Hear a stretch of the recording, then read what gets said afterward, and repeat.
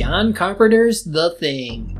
Once negatively received by critics upon release, it has since gained a major cult following, and was even reappraised by critics at least 10 years later for its underrated visual style and horror-like elements. It was based off a novella by John Campbell, Who Goes There, which was adapted a few other times, such as The Thing from Another World in 1951, and The Horror Express in 1972. The Thing was part of what Carpenter calls his Apocalypse trilogy, each film having what would be a potentially apocalyptic scenario, despite not being related narratively. In any case, this is a film that I've known about for a long time, but never actually seen until now. And since the one who recommended I do all this included The Thing, now would be an appropriate time to do so. With that said, let's put an end to things by reviewing The Thing. It begins with a flying saucer heading toward Earth. What does it mean? It's The Thing! We then cut to Antarctica in 1982, where some Norwegians are chasing this dog in a helicopter, and they're shooting at it? Why? It's not a wolf, you can use it! Not too far off, there's an American Science Institute base, where we meet our main character, R.J. McCready, played by Kurt Russell, enjoying a nice game of chess.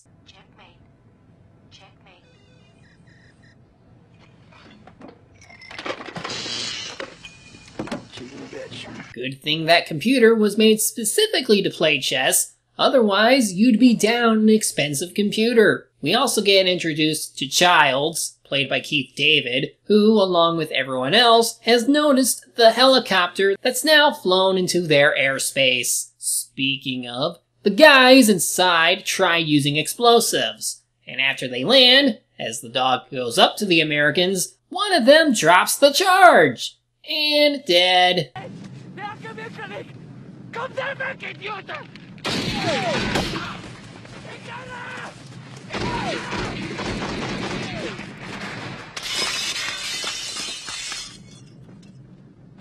Well, clearly he only has interest in the dog, so obviously we should all calm down and...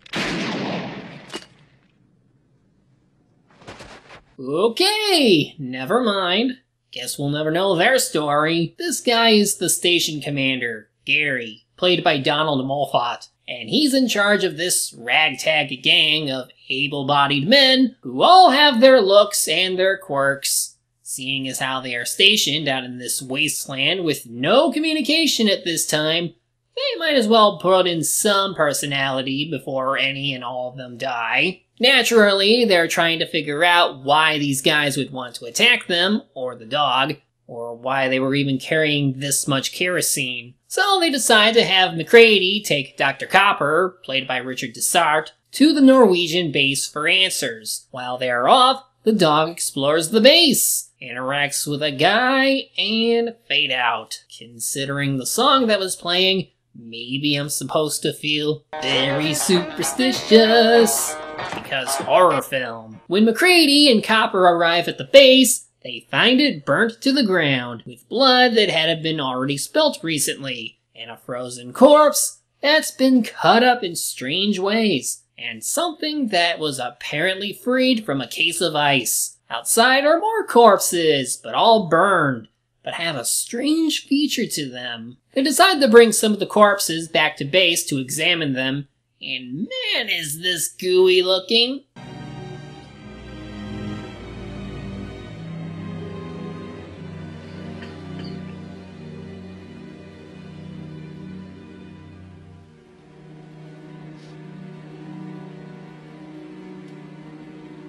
Oh, I see how it is.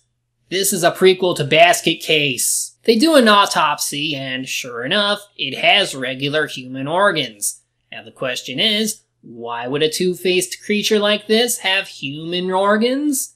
It can't possibly be human, can it? Makes my skin crawl just seeing them pull those out, which was probably intentional, so how How did this get received poorly again? It's only now they decide to put the dog in the kennel with the others, and after Clark leaves, the dogs start to realize that something is wrong.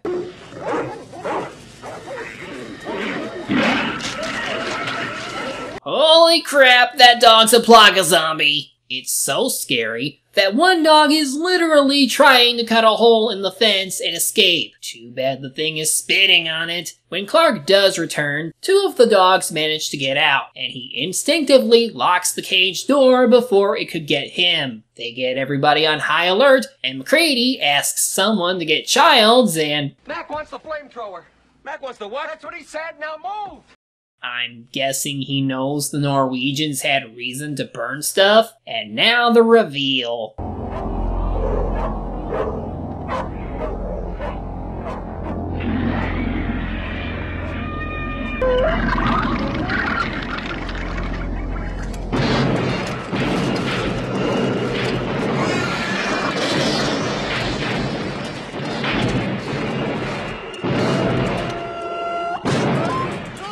Time to break out the flamethrower before it can grow any bigger and escape. We follow up with yet another autopsy. This time they find dog remains inside. In fact, according to Blair, it seems the creature can perfectly imitate what it absorbs. At this point, they decide to check more on the information the Norwegians had and find footage of them in a place just away from their campsite. So McCready decides to take some of them down to the site, where they find a giant saucer. Jesus, how long you figure this has been in the ice? Well, the backscatter effect's been bringing things up from way down around here for a long time. I'd say the ice it's buried in is 100,000 years old, at least. Jeez, that long? Guess where it came from and didn't consider that some parts of the planet are probably not good to land in. And oh look, there's the spot the Norwegians dug up the creature. Guess that settles it. Thousands of years ago it crashes and this thing gets thrown out or crawls out and it ends up freezing in the ice. I just cannot believe any of this voodoo bullshit. Keith David would later go on to star as the Shadow Man in The Princess and the Frog, who utilized the power of voodoo. Tensions mount over the plausibility of all this, and even question Blair over it. Blair writes in a report that reveals that the creature can assimilate on a cellular level, meaning that it's not a matter of being eaten by this thing that can assimilate you, but perhaps even touching it or whatever can cause a takeover. If that's the case, then the chance his team members have been infected is...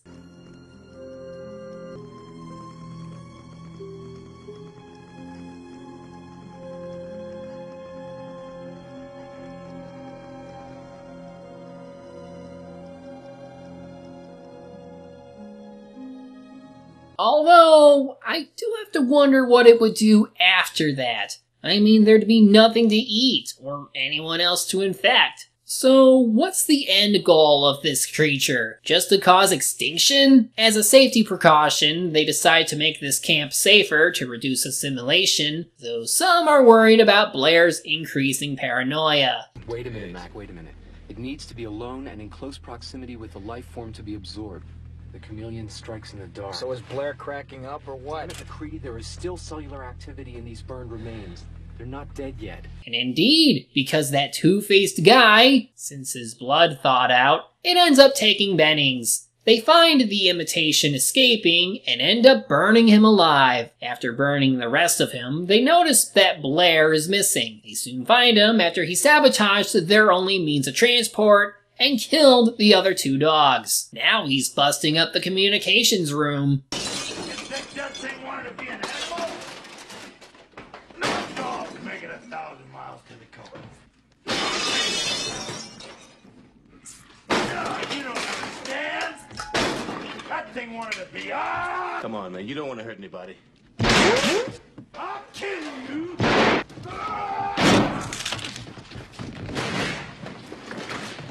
Damn, he's strong for a chubby guy. They lock him up in the tool shed, followed up by a discussion about trust. Trust's a tough thing to come by these days. Tell you what, why don't you just trust in the Lord? Watch Clark. What? I said watch Clark. And watch him close, do you hear me? Well, considering he was just approaching one of the dead dogs, you might be onto something. But Childs brings up a good point. How can they tell if one is human and who's an imitation? Well, they settle on doing a blood serum test. If one of them is infected and their blood reacts to some samples, that could prove whether or not they're real. But uh-oh, somebody got to their blood samples and messed with them. Now there's no way to really know how to determine this. Now they're totally suspicious of each other, and for good reason. They don't have much of a way to know right now, and when a creature this deadly could still be around, they can't think rationally. The only one who manages to calm everyone is McCready, who takes control of things and decides to have Fuchs look more into Blair's work by looking more into the creature. If a small particle of this thing is enough to take over an entire organism, then everyone should prepare their own meals. And I suggest we only eat out of cans. Good idea! Unless the creature decided to put blood over the cans and make it harder to open without being infected, Fuchs ends up disappearing. So they form a search party to go look for him. Blair believes the things he hears outside was someone other than Fuchs, meaning someone is acting up on their own. McCready and crew find his charred corpse, wondering how or why it happened, and notice that McCready's shack has lights on despite him turning it off. However, it seems later on, Clark and a few others got tied up. They're barring themselves inside, and Knowles returns without McCready. Why? I cut him loose on the line up by the shack. Cut him loose. Yeah, we were up checking around his place. I found this. Look. It was stashed in his old oil furnace. Wind must have dislodged it, but I don't think he saw me find it. So even the new leader might have been infected this entire time. Guess we're down another person. Nah, turns out he's alive, and he's got dynamite. He threatens to blow up the entire station if they mess with him, but as they try to attack him, Norris seems to suffer from a heart attack, so some of them take him inside to try and revive him. All while McCready tries to explain how the creature could make it look like he was infected. Anyone tries to wake me.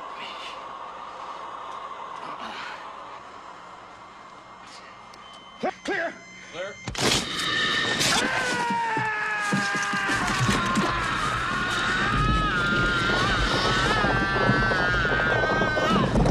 And that's apparently the end of him, even though he only lost his arms. Time to burn the mother down, just as it spawns another head. For some reason, the first head doesn't get caught in the flames and tears itself off. Then, before McCready lets everyone in, he makes it look like he's seeing the other head, but doesn't, which allows it enough time to transform into a mutant head crab. It's only after the creature gets around them do they realize this. You gotta be fucking kidding.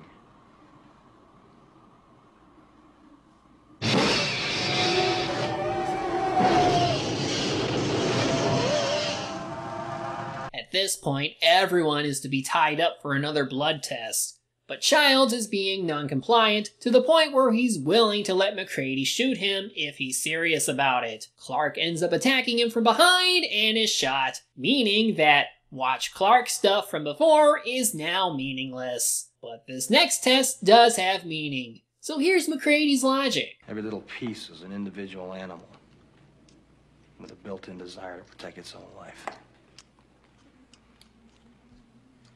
You see, when a man bleeds, it's just tissue. The blood from one of you things won't obey when it's attacked. It'll try and survive. Crawl away from a hot needle site. I'd imagine this means that you and Childs would be ruled out since you're both so eager to die. If you were infected, wouldn't the thing compel you to live and not commit suicide? Well, whatever. Using a heated wire, he tests everyone's blood. One by one. Even his own. Since he still thinks Gary could have sabotaged the blood, as he was the only other person who could get to it, he thinks of doing him last. But then it turns out Palmer's been infected, as his blood reacts to the fire. McCready's flamethrower acts up, So it's up to Windows, but he reacts too slowly and lets himself get eaten. Then they die. With that, they finish testing everyone else and they all pass. They still need to test Blair, so they leave Childs on guard duty. But uh-oh, Blair is gone. How'd he get out exactly? Oh, floorboards, of course. Turns out Blair is also infected because it's been building something underneath them. Blair's been busy out here all by himself. What is it? Something he's been making. It's a ship of some kind. He stole the parts from the helicopter. Smart SOB, put it together piece by piece. Now, you have to wonder why it didn't just use the helicopter to escape while it was in Blair's body at the time instead of breaking it.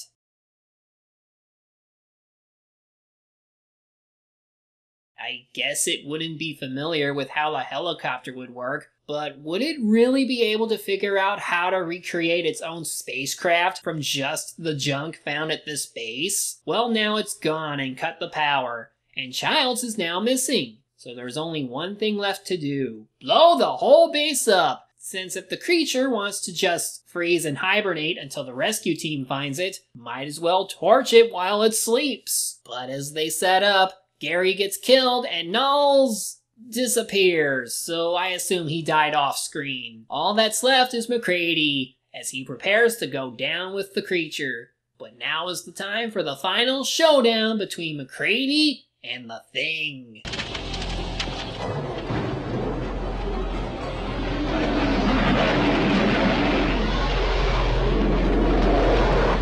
Fuck you too!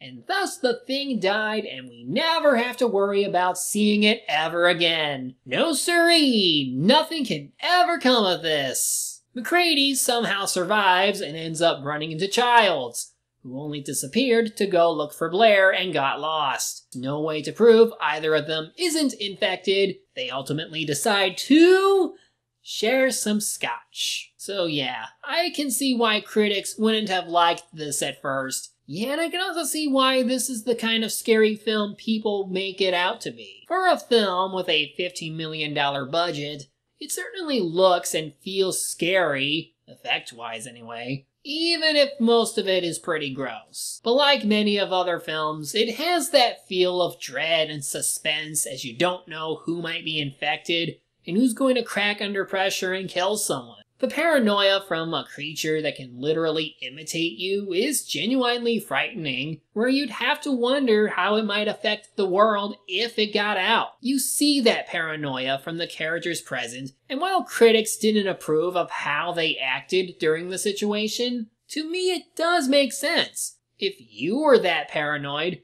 would you think rationally? Wouldn't you be suspicious? While some also critiqued a lack of fun to the film, well, honestly, it's not like every horror film has to have some hope or lightheartedness to it. They can exist to just purely scare people. And again, this is a creature that could end the world as we know it. If the director wanted to, he could give us the bad ending where we all die. And considering that there were comics and games that continue after this movie, it would almost seem like that's the direction the series would go. I personally wouldn't know to place this as the scariest film I've seen, but it's up there if only because of the scenario. Overall, this is a film that, standalone or not, is a very good sci-fi horror experience that keeps you on your toes, wondering who's going to die and when, with characters who, for the most part, are neutral affinity-wise, with some of the best practical effects of its time. Do check it out if you haven't already. It's a really good movie that shouldn't be missed. Well, I hope you have a good Halloween, because next month...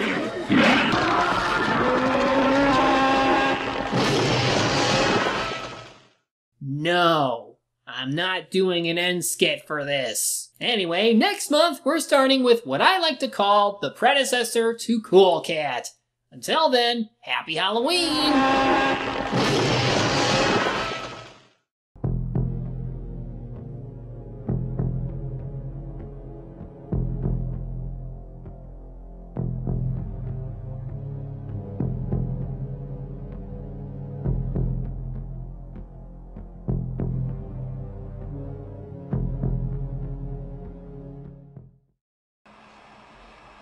I know you gentlemen have been through a lot.